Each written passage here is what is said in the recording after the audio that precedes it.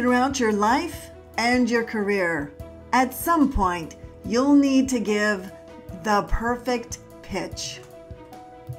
The pitch that ensures you get the desired outcome.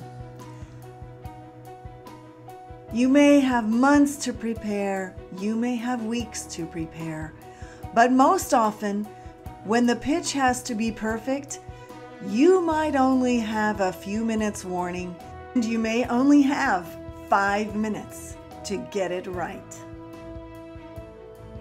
When you need to have that perfect pitch, you need to make every word, every detail, every visual picture count.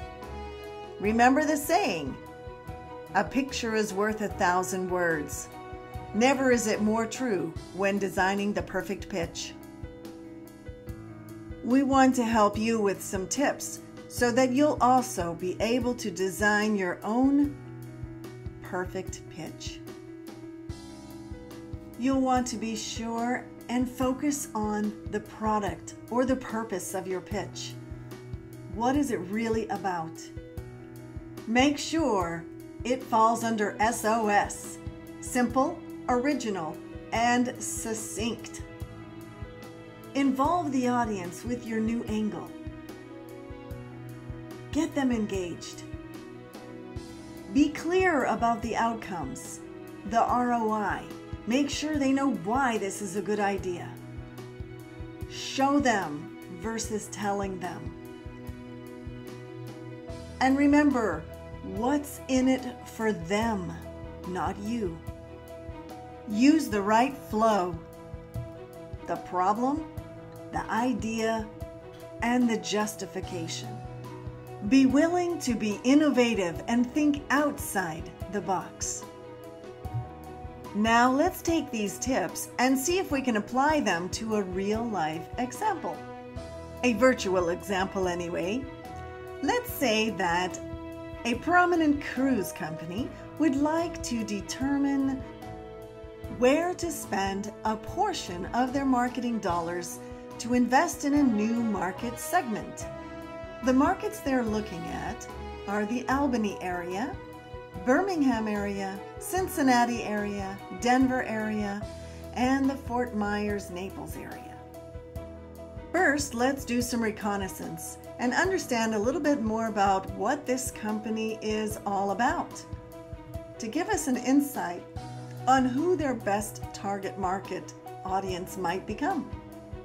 Upon reviewing the mission statement, we find that the company, Carnival Corporation, provides travelers around the globe with extraordinary vacations at an exceptional value. They operate a variety of umbrella companies, including the following cruise lines: Carnival, Fathom, Holland America, Princess Cruises, Seabourn, P&O, Cunard, AIDA, and Costa. Let's take a look at their revenue and market share.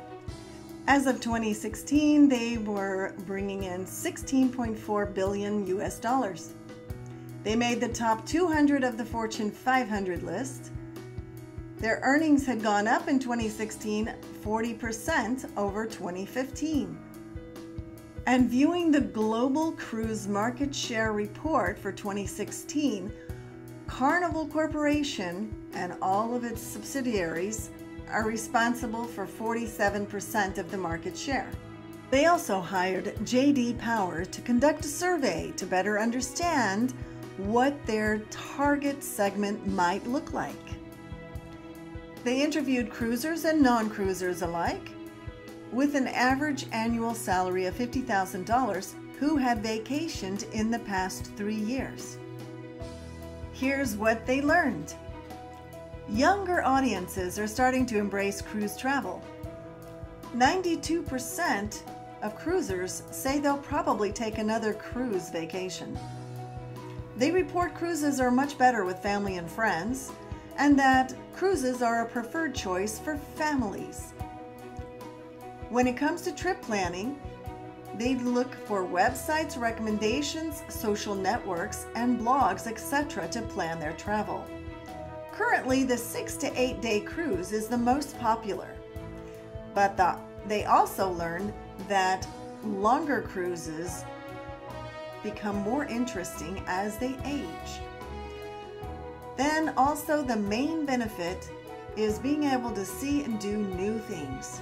And of course, we'll want to review the data that we found from doing the pivot table in the exercise. The pivot table activity allowed us to take data from all the different zip codes, essentially, and combine them into the 5 markets areas that Carnival was looking at expanding into.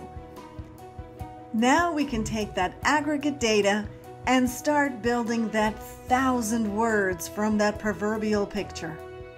As you review the numbers of the average income, population, percentage of females, and meridian age, what types of stories? Think about the kinds of stories these numbers might be telling you. Maybe you'll even run the segmentation formula on these numbers to see what really looks attractive. You might think we're ready now to ask the question, where should Carnival promote? But are we really ready to answer that question? Before we do, are there some other factors that could impact our choices that may not be in the numbers? They may not be as obvious. This is where thinking outside the box really starts to come into play.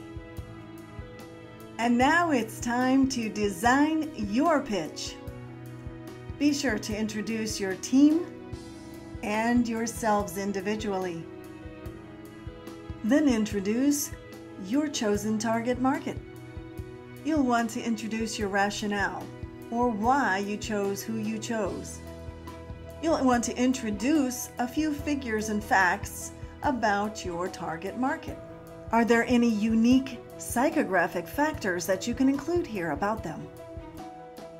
Then you'll want to share your rationale for the promotional channels you've chosen and why they fit with your target market.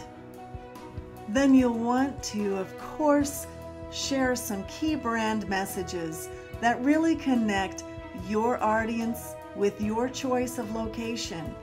This is where you can really shine and show your innovation and your out-of-the-box thinking.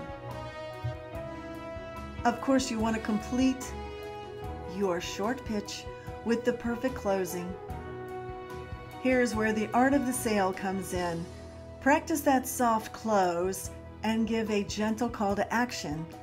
Thanking them for their time will let them know that you're done and ready for questions. What ideas would you have to go out of the box on this case example? What market would you choose? What would be your rationale? What innovative aspects of the psychographics would you talk about? Where would you want to promote? What channels would you use? What would be your key brand messages? And how would you practice that soft close and call to action? Best of wishes on your next perfect pitch.